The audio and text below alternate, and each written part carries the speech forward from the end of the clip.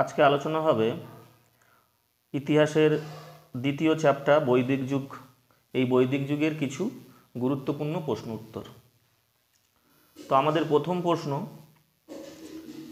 আর্য কথার অর্থ কী? দেখো, আর্য কথার অর্থ কী প্রথম প্রশ্ন। তো এই প্রশ্নের উত্তরটি কী হবে? আর্য কথার অর্থ হচ্ছে সৎ বংশজাত অভিজাত মানুষ। দ্বিতীয় প্রশ্ন, আর্যদের আদি নিবাস কোথায়? তো এটি একটি গুরুত্বপূর্ণ প্রশ্ন। দেখো অ্যান্সারটা কি আছে। আর্যদের আদি নিবাস মধ্য এশিয়া। 3 নম্বর প্রশ্ন, ভারতে আর্যরা কোথায় বসবাস শুরু করেন? তো অ্যান্সারটি হবে সপ্ত সিন্ধু অঞ্চলে। 4 নম্বর প্রশ্ন, আর্যদের প্রাচীনতম সাহিত্য কি? দেখো অ্যান্সার দেওয়া আছে ঋগ্বেদ। কবে ভারতে আর্যদের আগমন ঘটে? দেখো অ্যান্সার 5 নম্বরে খ্রিস্টপূর্ব 1500 থেকে 1000 খ্রিস্টপূর্বাব্দে আর্যদের আগমন কাল হিসাবেই ধরা হয়। তারপরে দেখো 6 নম্বর প্রশ্ন,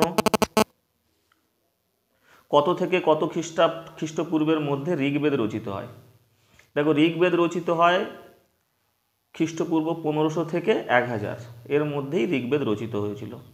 মানে আর্যরা এসেই ঋগ্বেদ, আর্যদের আসার পরেই এটা হলো। তারপরে আছে 7 নম্বর প্রশ্ন, বেদ কয়টি ও কী কী? দেখো বেদ 4টি, সেগুলো কি কি? ঋগ্বেদ, সামবেদ, যজুর্বেদ ও অথর্ববেদ। বেদ শব্দের অর্থ কি? দেখো বেদ শব্দের অর্থ জ্ঞান। এবারে আছে পরের প্রশ্ন,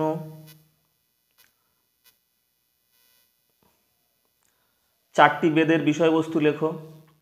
দেখো ঋগ্বেদের বিষয়বস্তু প্রথমে বলা আছে প্রকৃতির দেবদেবীর স্তোত্র গান। সামবেদের বিষয়বস্তু দেওয়া আছে শাস্ত্রীয় সঙ্গীত। যজুর্বেদের বিষয়বস্তু আছে যাগযজ্ঞের মন্ত্রাদি। অথর্ববেদের বিষয়বস্তুর মধ্যে কি আছে? সৃষ্টির রহস্য, চিকিৎসাবিদ্যা, জাদুবিদ্যা ইত্যাদি। দেখো 10 নম্বর প্রশ্ন, প্রত্যেক বেদকে কয় ভাগে ভাগ করা হয় ও কি কি? দেখো প্রত্যেক বেদকে 4 ভাগে ভাগ করা হয়, সংহিতা, ব্রাহ্মণ, আরণ্যক ও উপনিষদ। প্রত্যেকটা বেদকে এই 4 ভাগে ভাগ করা হয়। তারপরে দেখো 11 নম্বর প্রশ্ন, দেখো বেদ পাঠের জন্য কয়টি বিদ্যার প্রয়োজন হয় ও কি কি? দেখো 6টি, শিক্ষা, ছন্দ, ব্যাকরণ, নিরুক্ত, জ্যোতিষ ও কল্প। বেদ পাঠের জন্য এই 6টি বিদ্যার প্রয়োজন হয়। দেখো তারপরে 12 নম্বর প্রশ্ন, যোগশাস্ত্র কে লিখেছেন? খুবই ইম্পর্টেন্ট, খুবই গুরুত্বপূর্ণ প্রশ্ন, আপকামিং প্রত্যেকটা কম্পিটিটিভ এক্সামের জন্য খুবই গুরুত্বপূর্ণ। তো যোগশাস্ত্র কে লিখেছেন? অ্যান্সার হবে পতঞ্জলি। ন্যায়শাস্ত্র কে লিখেছেন? ন্যায়শাস্ত্র কে লিখেছেন? দেখো ন্যায়শাস্ত্র লিখেছেন গৌতম। 14 নম্বর প্রশ্ন, বৈদিক যুগের প্রভাবশালী 2টি পুরোহিতের নাম লেখো। কি হবে অ্যান্সার? 2জন প্রভাবশালী পুরোহিত, বশিষ্ঠ ও বিশ্বামিত্র। 15 নম্বর প্রশ্ন, দেখো বৈদিক যুগে পুলিশকে কি বলা হয়? তো এর অ্যান্সারটা হবে পুলিশকে বৈদিক যুগে বলা হতো উগ্র। 16 নম্বর প্রশ্ন, দেখো এই যুগে পরিবারকে কি বলা হয়? দেখো পরিবারকে বলা হয় কুল।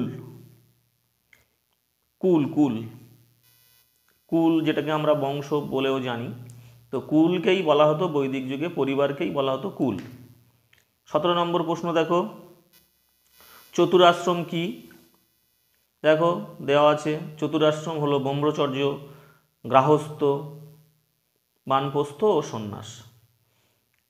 এটাকেই আমরা কি বলি? চতুরাশ্রম বা চতুরাশ্রম নামেই আমরা জানি এগুলোকে। 18 নম্বর প্রশ্ন, দেখো এই যুগে যুদ্ধের অপর নাম কি? গাভিষ্টি। দেখো যুদ্ধের অপর নাম কি? গাভিষ্টি। 19 নম্বর প্রশ্ন দেখো, এই যুগে বিনিময়ের মাধ্যম কি ছিল? দেখো, বিনিময়ের মাধ্যম হচ্ছে গরু। এই যুগে গরুকে কি বলা হয়েছে? গরুকে বলা হয়েছে অঘ্ন। অঘ্ন খুবই গুরুত্বপূর্ণ প্রশ্ন, পরীক্ষায় আসে। দেখো 21 নম্বর প্রশ্ন, এই যুগে সর্বশ্রেষ্ঠ দেবতার নাম কি এবং তার উদ্দেশ্যে ঋগ্বেদে কয়টি স্তোত্র আছে? এই বৈদিক যুগে সর্বশ্রেষ্ঠ দেবতার নাম ছিল ইন্দ্র এবং এই ইন্দ্রের উদ্দেশ্যে ঋগ্বেদে 250টি স্তোত্র আছে। খুবই গুরুত্বপূর্ণ প্রশ্ন, অনেক পরীক্ষাতেই এসেছে এবং আপকামিং অনেক পরীক্ষার জন্য এটা খুবই গুরুত্বপূর্ণ। তারপর দেখো, বৈদিক যুগে বৃক্ষের দেবতার নাম কি? দেখো, বৃক্ষের দেবতার নাম কি?